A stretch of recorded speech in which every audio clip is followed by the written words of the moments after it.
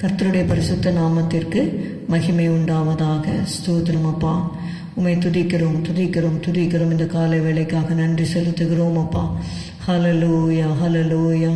எங்களுடைய ஆவி ஆத்மா சரீரத்தை படைக்கிறோம். உங்களுடைய இரத்தத்தால் எங்களை கழுவும் ஆண்டவரே. Thank you Jesus, thank you Jesus, thank you Jesus. ஸ்தோத்திரம் அப்பா. என்னை விசாரிப்பவர், என் பாரங்கள் சுமக்கின்றவர். என்னை விசாரிப்பவர், என் பாரங்கள் சுமக்கின்றவர். என்னை கைவிடாதவர், இயேசு என்னோடு உண்டு.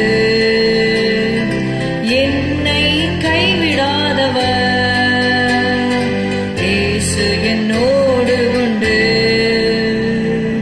பரீட்சை இந்த தேவன் அனுமதித்தார், பரிகாரம் அதற்காய் செய்து முடித்தார். பரீட்சை இந்த தேவன் அனுமதித்தார், பரிகாரம் அதற்காய் செய்து முடித்தார். ஏனென்று கேட்பதில்லை நான், எந்த நன்மைக்கென்று அறிந்திடுவேன்.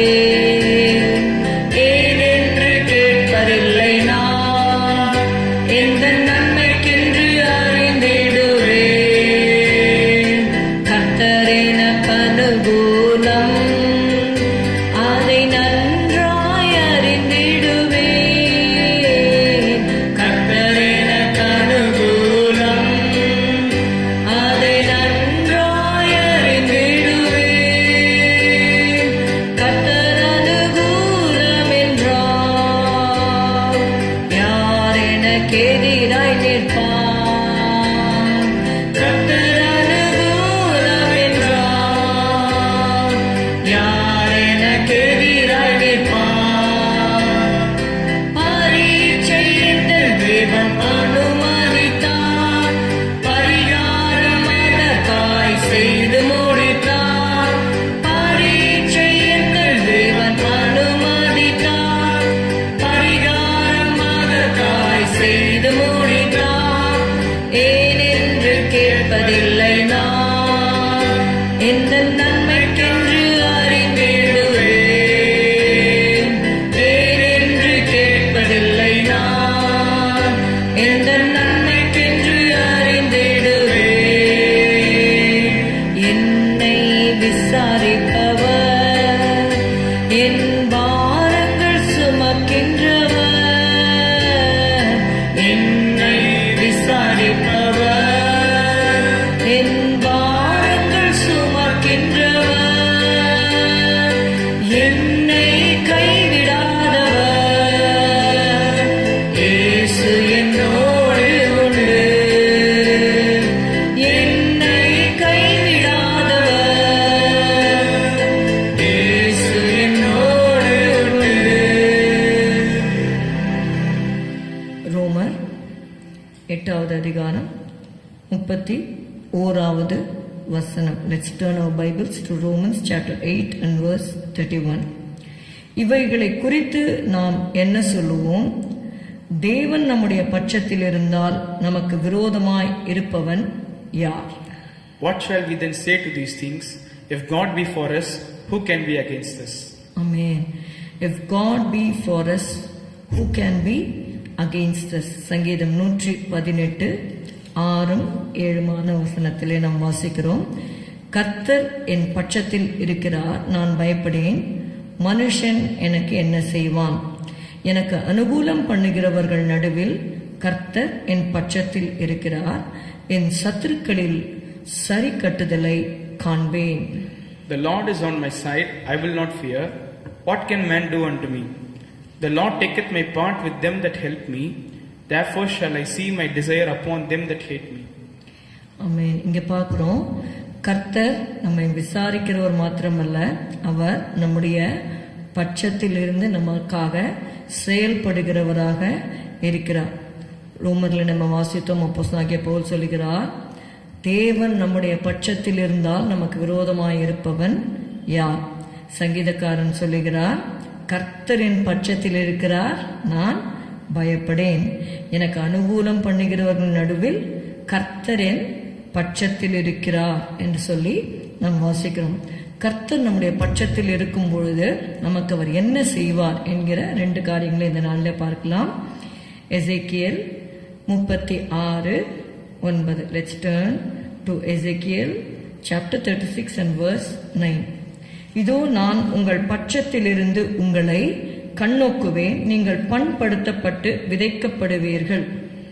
For behold, I am for you, and I will turn unto you, and ye shall be tilled and sown. You shall be tilled and sown. இதற்கு முன்பாக பார்த்தோம்னா அவங்க விதைப்பு இல்லாம தனித்து விடப்பட்ட ஒரு சூழ்நிலையிலே காணப்படுகிறார்கள். ஆண்டவர் சொல்றாரு, நான் உங்கள் பட்சத்திலிருந்து உங்களை கண்ணோக்கும் பொழுது நீங்கள் பண்படுத்தப்பட்டு விதைக்கப்படுவீர்கள். Now my face shall be towards you and you shall prosper and be fruitful. நான் உங்களை கண்ணோக்குவேன் என்று சொல்லும் பொழுது நாம் எதை அறிந்து கொள்கிறோம்? God says, now my face shall be towards you. என்னுடைய முகத்தை, அதாவது நான் உங்கள் பட்சத்திலிருந்து உங்களை கண்ணோக்குவேன். அதை ஆங்கில வேதாகமத்திலே ஒரு டிரான்ஸ்லேஷன்ல we read like this, now my face shall be towards you and you shall prosper and be fruitful. You shall prosper and be fruitful. The desert land will be repopulated. அதைதான் 10ஆம் வசனத்திலே ஹல்லேலூயா 10ஆம் வசனத்திலே நாம் பார்க்கிறோம், நான் உங்கள் மேல் இஸ்ரவேல் வம்சமாகிய மனுஷர் யாவரையும் வர்த்திக்க பண்ணுவேன், பட்டணங்கள் குடியேற்றப்படும், அவாந்தரமான ஸ்தலங்கள் கட்டப்படும். Let's read 10th verse of 26. And I will multiply men upon you, all the house of Israel, even all of it, and the cities shall be inhabited, and the ways shall be builded. ஆமென். கர்த்தர் ஆத்துமாக்களை இந்த வருடத்திலே நமக்கு தருவாராக. உன் ஜீவனுக்கு ஈடாக ஜனங்களை கொடுப்பேன் என்று ஆண்டவர் வாக்கு பண்ணியிருக்கிறார். நீங்கள் பண்படுத்தப்பட்டு விதைக்கப்படுவீர்கள். அப்பொழுது என்ன ஆகும்னா, God will look toward us, we shall prosper and be fruitful. நான் உங்கள் மேல் இஸ்ரவேல் வம்சமாகிய மனுஷர் யாவரையும் வர்த்திக்க பண்ணுவேன். I will give you souls, says the Lord. இது முதலாவது காரியம். கர்த்தர் நம்முடைய பட்சத்தில் இருக்கும் பொழுது அவர் நம்மேல் கண்ணோக்கமாயிருந்து நம்மை வர்த்திக்க பண்ணுகிறார். இரண்டாவது, ரூத் 2வது அதிகாரம் 13வது வசனம். Let's turn to Ruth chapter 2 and verse 13. அதற்கு அவள், என் ஆண்டவனே, உம்முடைய கண்களில் எனக்கு தயை கிடைக்க வேண்டும். நான் உம்முடைய வேலைக்காரிகளில் ஒருத்திக்கும் சமானமாய் இராவிட்டாலும் நீர் எனக்கு ஆறுதல் சொல்லி உம்முடைய அடியாளோட பட்சமாய் பேசினீரே என்றாள். Then she said, let me find favor in thy sight, my Lord, for that thou hast comforted me, and for that thou hast spoken friendly unto thine handmaid, though I be not like unto one of thine handmaidens. Amen. இரண்டாவதாக தேவன் செய்கிற காரியம், Boaz, he is compared to the Lord Jesus Christ. அங்கே பார்க்கிறோம், ரூத்தை பார்த்து Boaz பட்சமாய் பேசினார் என்று சொல்லி பார்க்கிறோம். நீர் எனக்கு ஆறுதல் சொல்லி உம்முடைய அடியாளோடே பட்சமாய் பேசினீரே. ஆண்டவர் நம்முடைய பட்சத்தில் இருக்கும் பொழுது அவர் கண்ணோக்கி பார்க்கிறவர் மாத்திரமல்ல, நம்மோடு பட்சமாய் பேசுகிற தேவனாக இருக்கிறார். அதனால்தான் ஏசாயா 40:1-2 நாம் வாசிக்கிறோம், என் ஜனத்தை ஆற்றுங்கள் தேற்றுங்கள், எருசலேமுடன் பட்சமாய் பேசி அதன் போர் முடிந்தது என்றும் அதன் அக்கிரமம் நிவர்த்தியாயிற்று என்றும் அது தன் சகல பாவங்களின் நிமித்தம் கர்த்தரின் கையில் இரட்டிப்பாய் அடைந்து தீர்ந்தது என்றும் அதற்கு கூறுங்கள் என்று உங்கள் தேவன் சொல்லுகிறார். Comfort ye, my people, saith your God.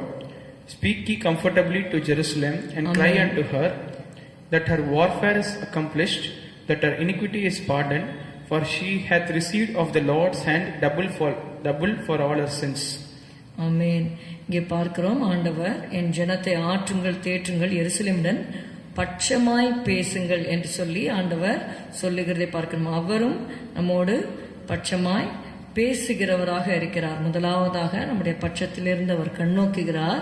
இரண்டாவது, நம்மோடு பட்சமாய் பேசி நமக்கு செய்ய வேண்டிய காரியங்களை அவர் செய்கிறவராக இருக்கிறார். நாம் ஜெபம் செய்வோம். ஸ்தோத்திரம் அப்பா, உம்மை துதிக்கிறோம் ஆண்டவரே.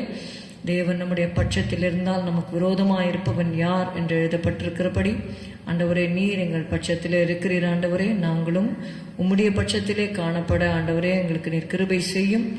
அன்றைக்கு ஆண்டவரே மோசே கேட்டாரப்பா, கர்த்தருடைய பட்சத்தில் இருக்கிறவர்கள் யார் என்று சொல்லும் பொழுது ஆண்டவரே, அப்பா, உம்மை நேசிக்கிறவர்கள் உம்முடைய பட்சத்திலே வந்தார்கள். ஆண்டவரே, நாங்களும் எப்பொழுதும் ஆண்டவரே உம்முடைய பட்சத்திலே காணப்பட எங்களுக்கு நீர் கிருபை செய்யும். ஆண்டவரே, உம்முடைய ஆண்டவரே முகம் எங்கள் மேல நோக்கமாயிருக்கும்படி நாங்கள் செபிக்கிறோம். நீர் எங்களோடு பேசும்படி செபிக்கிறோம். அப்பா, ஸ்தோத்திரம். எங்களை தாழ்த்தி உடைய கரத்திலே ஒப்புக் கொடுக்கிறோம். இயேசுவின் நாமத்தில் பிதாவே, ஆமேன். என் ஆத்துமாவே கர்த்தரை ஸ்தோத்திரி, என் முழு உள்ளமே அவருடைய பரிசுத்த நாமத்தை ஸ்தோத்திரி. என் ஆத்துமாவே கர்த்தரை ஸ்தோத்திரி, கர்த்தர் செய்த சகல உபகாரங்களையும் மறவாதே. Good morning. Have a good day. God bless you.